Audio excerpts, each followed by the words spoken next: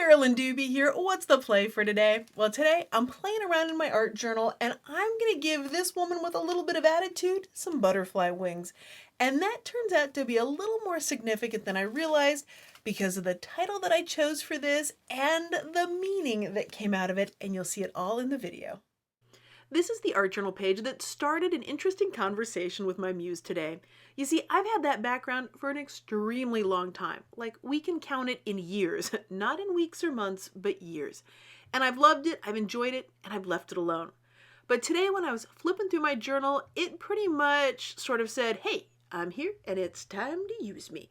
It just had a ton of attitude to it. So how could I refuse that? And with that much attitude coming from the page, I decided to use one of these women here from a stencil that I created called Sketchy Women with Attitude. And what I'm doing is just using some black paint on a cosmetic sponge here and going in an up and down motion.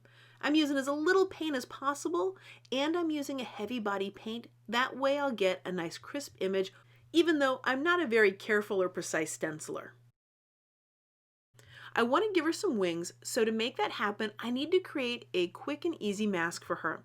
So what I'm going to do on a piece of white paper here is I'm going to do a really fast, sloppy stenciling.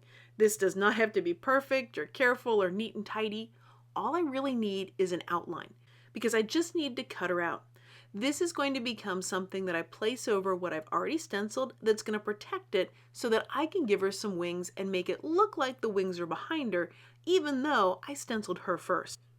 I'm going to check that the paint is dry, and then I can put my mask on top of it. And you might be thinking, Carolyn, it doesn't exactly perfectly cover everything that you've stenciled. And that's very true. This is extremely forgiving. It does not have to be exact or precise, so just getting it mostly covered is going to do the job here. I want to add some butterfly wings to her, and I'm going to show you a little cheat that you can do because of a mask. You see, with this stencil called Butterfly Journeys, the 4 large butterflies, they include the mask here, which means you can kind of position it on there and see what it's going to look like. Do you want the wings a little bit higher, a little bit lower? It's really nice to be able to play around with this to get an idea of where you want it before that great big serious commitment of bringing in the paint. So once I've decided where I want it to be, then it's time to put the stencil where I want it. Now I've got the mask under there, that white piece of paper that I cut out to protect what's on the page. It's there, so I'm going to be stenciling on top of that. I've got those wings where I want it, the mask is underneath it, and then it's time to bring in the paint. And you might be wondering, hey Carolyn, why don't you say tape something down so it doesn't wiggle around and move? And that's because, well, I generally just don't like taking that extra second or two to do that. So sometimes things will kind of shift around a little on me, but if I notice that, I simply put them back in place. Well, at long last, the commitment has been made. The paint has hit the page and there's no going back. And that may sound a bit dramatic because, well, it is. But here's the thing, that's how it feels sometimes in our heads, doesn't it?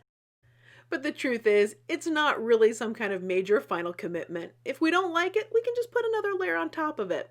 But in this case, I definitely liked it. Once I lift up the mask, you'll see how the wings are positioned behind her, and it looks like I did all this careful planning and thinking, but, well, you saw that it really wasn't that.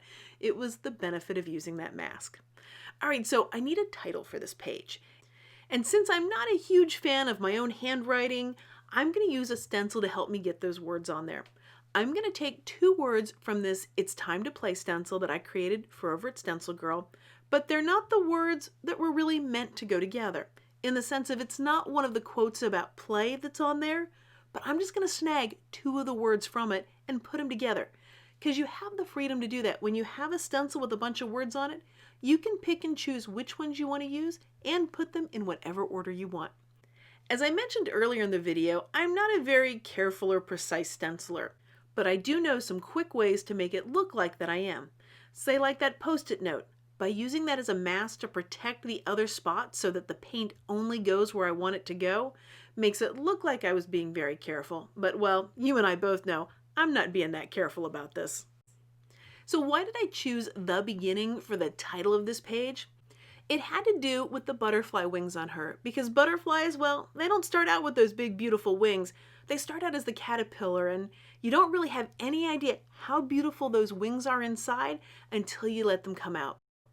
Oh, I didn't realize everything that my muse had in store for me with this page and how some found poetry really tied into this more than I ever expected it to. If you've never done found poetry or aren't familiar with it, what you do with that is you pick a book and you take a page out of it. Now, I like to do it very, very randomly. You don't have to. You can definitely think it through. But I love to just pick up a book, choose a random page in it, and then work with whatever's on that page. So whatever words or phrases jump out at me, I grab a pair of scissors and start cutting those out. Sometimes it's just one phrase that I really like on it. Sometimes it's an entire sentence. Sometimes it's more. I never know until I really get in there and start looking at the page.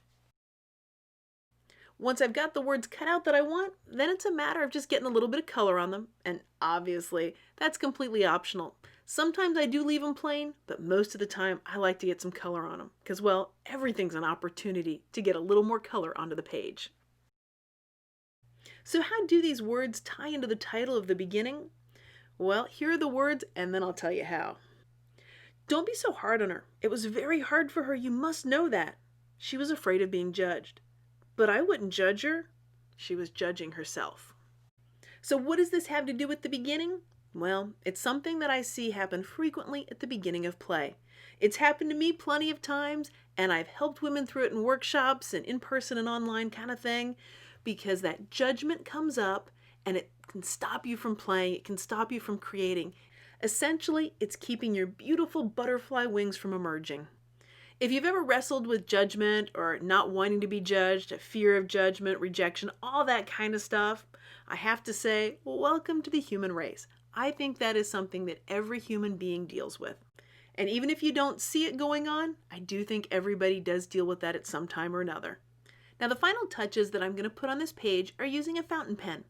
And right now what I'm doing is sketching around the outline of her, the wings, going over the stenciled lines, and that gives it an extra sketchy look, kind of as if it was hand-drawn right there. And then after I finish the sketching, then it's going to be on to a little bit of scribble journaling down here at the bottom.